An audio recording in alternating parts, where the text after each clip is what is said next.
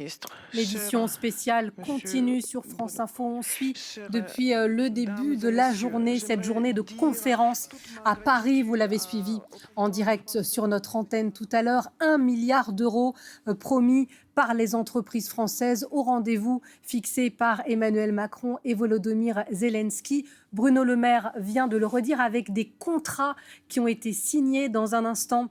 L'un des chargés commerciaux de l'entreprise Matière qui vient de signer un contrat pour 25 millions d'euros pour la construction de ponts. Notamment, on nous rejoindra sur ce plateau. On va essayer de jauger si c'est un succès français, si c'est un succès européen. Comment cette aide va pouvoir être mise en place rapidement sur le terrain? Il y a urgence, rappelait Volodymyr Zelensky en direct sur France Info tout à l'heure. 1 milliard aujourd'hui levé, il chiffre à plusieurs dizaines de milliards, le président ukrainien, les besoins de son pays reconstruire pendant la guerre. C'est la question qu'on va se poser aussi avec nos invités. Alexandre Anjouer, monsieur, vous êtes le délégué général d'Électriciens sans frontières, qui est une ONG. Alors, on parlait des entreprises à l'instant. Vous êtes là-bas avant les entreprises, en quelque sorte. On est là-bas avant les entreprises, peut-être aussi avec les entreprises, parce qu'avant même que cette conférence ait lieu, on était soutenu par les entreprises via du matériel, via des dons de compétences, via des dons financiers.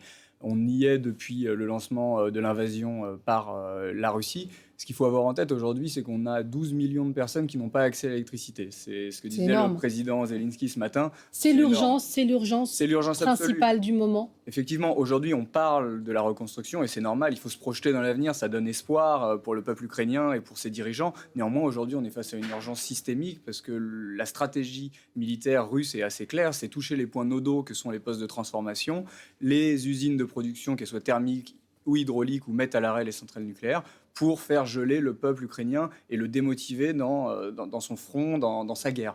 Donc oui, c'est l'urgence et je crois que tout le monde le répète. Le centre de crise et de soutien qui nous soutient pour le coup massivement en tant qu'ONG, nous et les autres, le répète. Il y a un triptyque qui est prioritaire sur tous les autres, c'est énergie, énergie, énergie. Il le répète dans toutes les conférences et je crois que c'est ce qu'il faut retenir.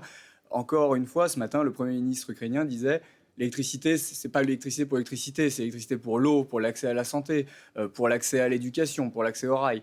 Un tout petit détail, une anecdote qui n'en est pas une, mais si on n'a pas d'électricité, l'adduction d'eau ne se fait pas, l'eau gèle dans les conduites et c'est un risque systémique sur l'alimentation en eau potable des citoyens ukrainiens actuellement.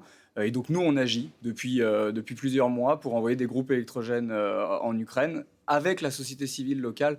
Je reviendrai peut-être dessus plus tard, mais il y a une société civile locale qui est très très forte en Ukraine, qui est très organisée et qui est mobilisée autant que l'armée peut-être pour régler les problèmes auxquels ils font face. Et ça fera forcément écho à ce que vous disiez, et vous l'avez sûrement entendu, on l'a écouté, nous, sur France Info tout à l'heure, puisque le Premier ministre ukrainien est également à Paris, Denis Shmyhal. Notre pays ne sombrera pas dans le noir, s'est-il exclamé aujourd'hui. Nous sommes reconnaissants à la France et à tous les pays qui restent nos alliés en ces temps sombres. Énergie, énergie, énergie, électricité, électricité, électricité. Nous avons avec nous une ONG et une entreprise, Alexandre Anjouer, délégué général d'Électriciens sans frontières, et Paul-Antoine Nicolodi, qui venait, monsieur, de décrocher un contrat pour la société Matière, la reconstruction des ponts, qui a tapé dans l'œil de Pascal Johannin pour 25 millions d'euros.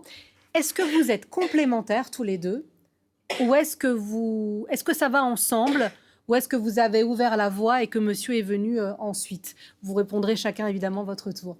Je pense qu'il ne s'agit pas d'opposer entreprises et acteurs de la solidarité internationale. Les rôles se mélangent, les rôles contribuent l'un à l'autre et il y a complémentarité surtout à travers le temps. C'est-à-dire que nous, on intervient tout de suite dès lors qu'il y a urgence humanitaire, dès lors que la vie des civils est menacée.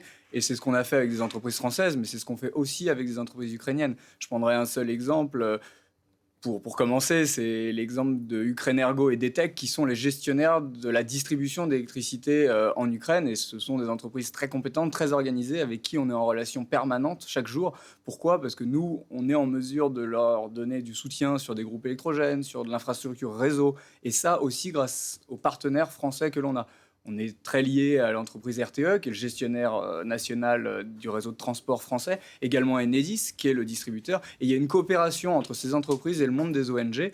Et pour prendre un autre exemple, s'il y a eu une synchronisation du réseau européen le 16 mars dernier avec le réseau ukrainien, c'est bien parce qu'il y a des acteurs de type très varié, de l'institutionnel à l'entreprise, en passant par des acteurs de la solidarité internationale, qu'on peut s'en sortir et faire des actions efficaces. Simplement pour revenir sur un point, une entreprise comme une ONG fonctionne avec des compétences, avec des gens motivés et qui sont capables de mener à bien un dessein efficacement. On a une société civile ukrainienne qui est très compétente, des organisations de la société civile qui sont fortes, des entreprises qui sont fortes. Il s'agit pas de C'est elles qui vous remplacer. appellent, par exemple, c'est les villes qui vous disent C'est les villes. là, on a besoin de quelque chose urgemment. Tout à fait. Nous, on est en lien principalement avec 3 oblasts, donc les grandes régions ukrainiennes, Kharkiv, Tchernihiv et Soumy. Également, dans une moindre mesure, la Transcarpathie. C'était les villes qui étaient citées par Volodymyr Zelensky tout à l'heure dans son intervention. C'est des villes qui sont assez proches de la frontière russe, donc qui ont été attaquées en premier lieu lors de l'invasion. Et donc, il n'y a plus de front à cet endroit-là actuellement, qui s'est décalé vers le sud et vers le Donbass, mais la destruction est importante. Et donc, on est en relation permanente avec les autorités. Parce qu'une entreprise comme une ONG, notre but, c'est pas de faire à la place d'eux, c'est faire avec. Ça reste les donneurs d'ordre. Et on se coordonne avec les compétences locales. Ça vaut pour les villes, mais ça vaut aussi pour des ONG locales. Alors que nous, on ne débarque pas, si je peux utiliser ce terme, en Ukraine pour dire comment faire aux OSC locales, aux organisations de la société civile locale.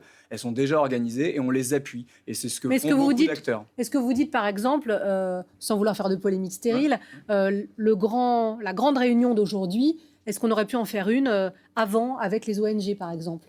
Il y a eu des choses qui ont été faites, alors peut-être moins médiatiques, parce que les chiffres sont tout à fait différents. On se projette sur un horizon qui est moindre, mais le Centre de crise et de soutien a donné plus de 30 millions d'euros pour des causes humanitaires, la nôtre, mais aussi pour la santé, pour l'accès à l'eau. Je le disais tout à l'heure, l'accès à l'eau est totalement corrélé à l'énergie. On voit que l'énergie représente la moitié de l'aide qui va être fournie via des entreprises. C'était aussi le cas pour les ONG.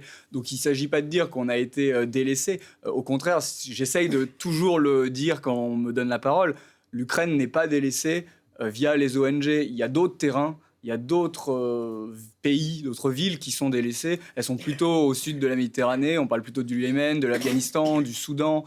Ces pays-là, oui, sont en difficulté pour financer les opérations humanitaires, pour financer les opérations de solidarité nationale et pour motiver également les entreprises à y aller. Pour l'Ukraine, on peut faire toujours plus parce que les besoins sont infinis, mais aujourd'hui, on ne peut pas dire qu'on soit délaissé sur les financements. Édition spéciale sur France Info avec Pascale Johannin, directrice générale de la Fondation Robert Schuman, Électriciens sans frontières, Alexandre Anjouer, délégué général de cette ONG, Paul-Antoine Nicolodi, Société Matière, qui a remporté un des contrats aujourd'hui pour 25 millions d'euros, monsieur, pour construire ces fameux ponts mobiles et rapides.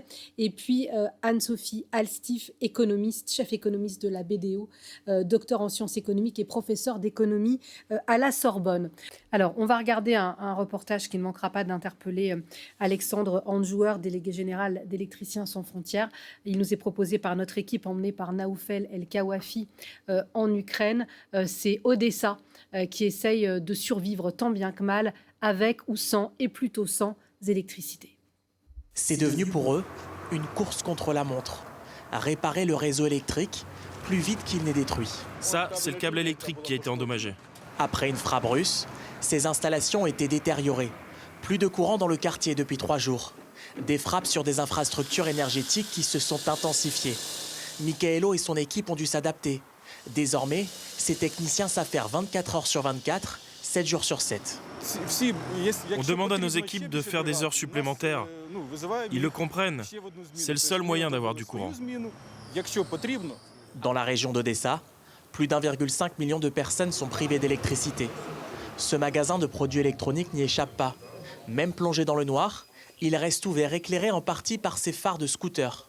Ici, on y vend des lampes torches, batteries externes, mais surtout les générateurs électriques pour affronter les coupures. Ça, c'est le seul générateur qu'il nous reste. C'est suffisant pour alimenter un appartement. On n'a plus rien d'autre. Un générateur parti en quelques minutes, tant ils se font rares. Pour faire face à cette pénurie, l'Ukraine demande aujourd'hui l'acheminement de nouveaux générateurs et permettre à sa population d'affronter sereinement l'hiver.